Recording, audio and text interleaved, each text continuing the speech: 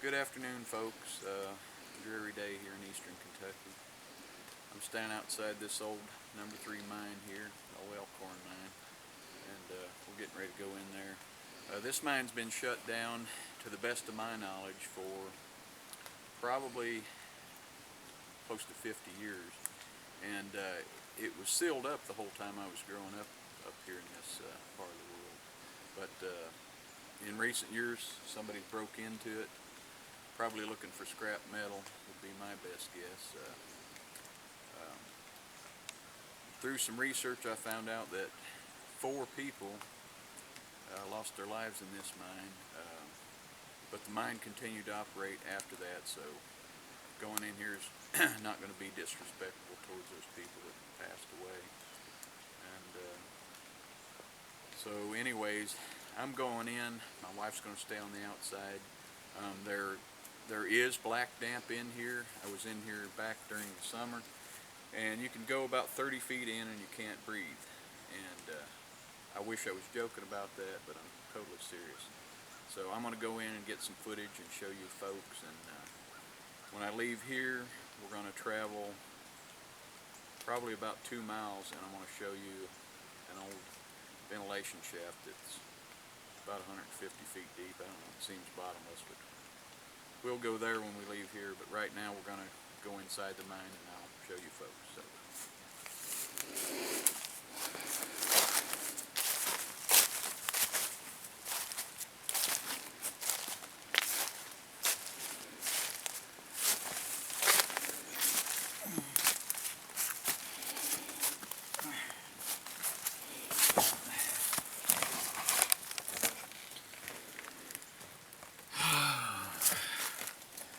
Here, I don't need these gloves.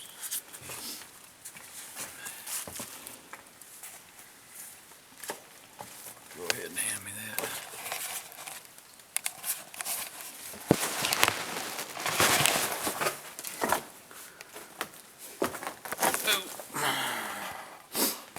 Hope you folks can see down in there.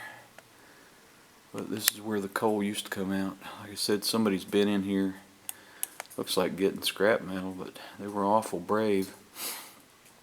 Years ago when I was a kid, you could look in here and there was water up to about right there.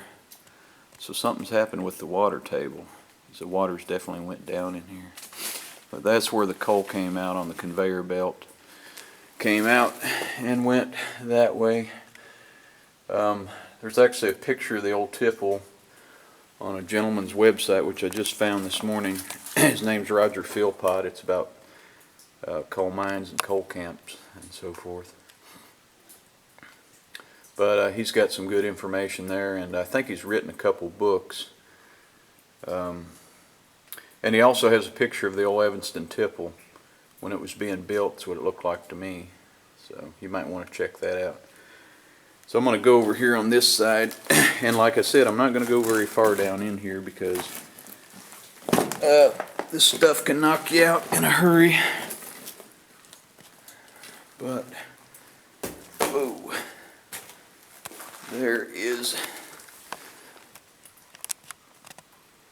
oh, right through there. Like I said, I can't walk down in there. I don't have any breathing equipment. I tried to walk back down there back in the summer, and the black damp is worse in the summertime. It's a combination of nitrogen, carbon dioxide, and water vapor, and this place is full of it. The only reason why I can breathe now is because of where they knocked the hole in the seal up there. But like I said,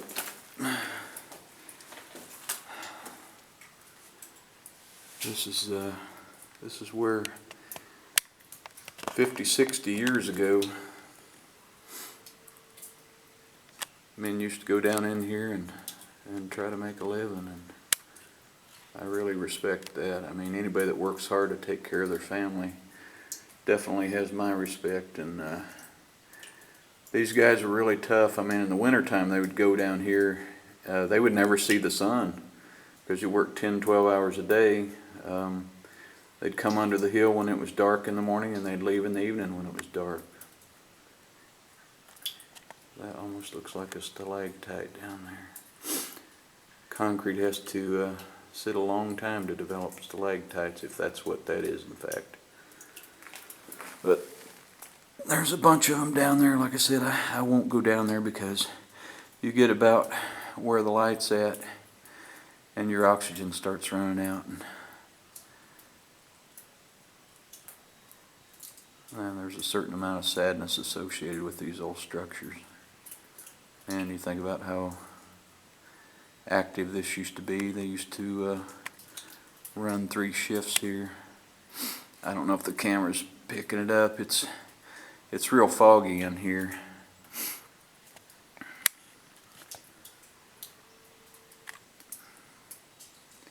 I hear that water.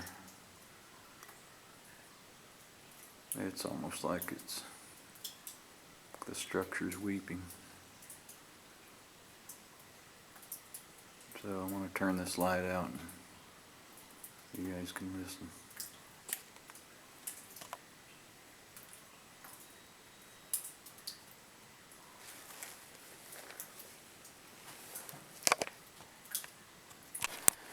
Okay folks, we're at the ventilation shaft.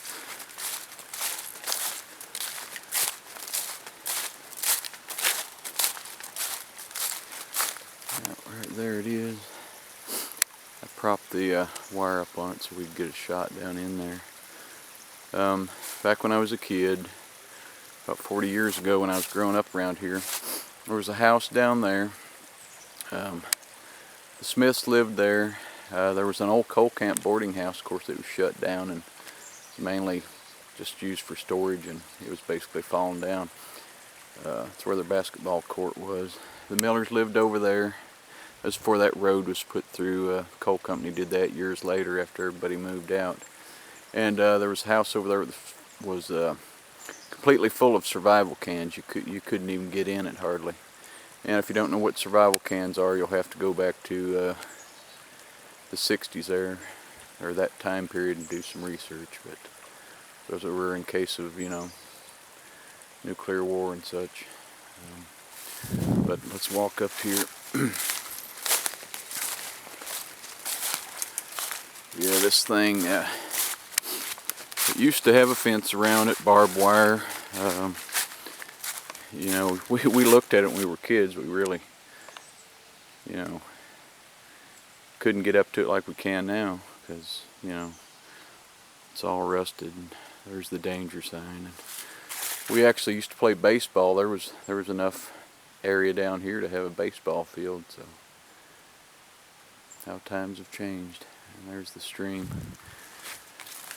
And let's go over here and have a look.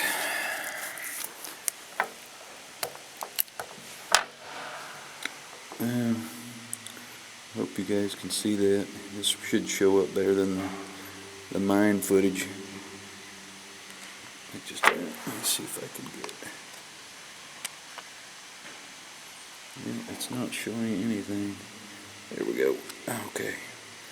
That gives you some kind of idea.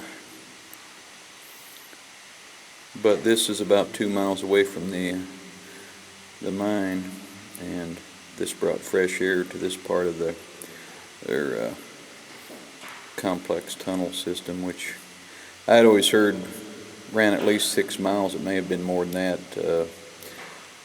I never was a miner. There was plenty of people in my family that were, and what little bit of knowledge I have of it, I've got from them or some research. This thing is about, it's probably easily 10 feet in diameter.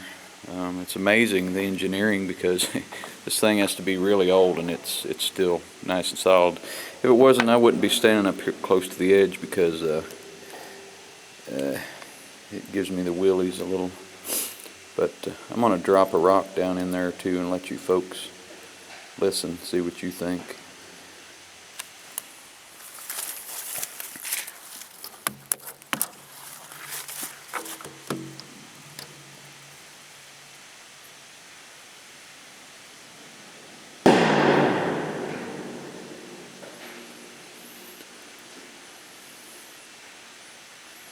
I'm guessing 70, 80 feet. It might be more than that. Sometimes you can't even see any water down in there. You can hear it. Let me drop another one.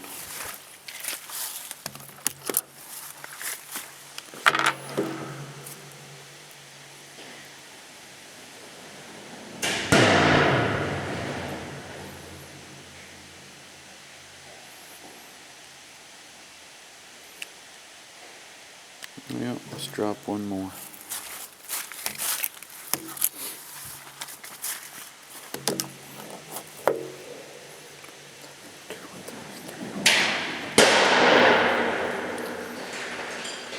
Well, if you do the 1,000, it only would be maybe 60 feet. But I'm telling you, from this angle, it's a pretty good ways down there. There's a bunch of stuff floating down in there. But a lot of times, like I said, you can't even see any water. You can hear it. It's almost like there was an angle. But my light's starting to dim, and I'm going to have to bid everybody good day.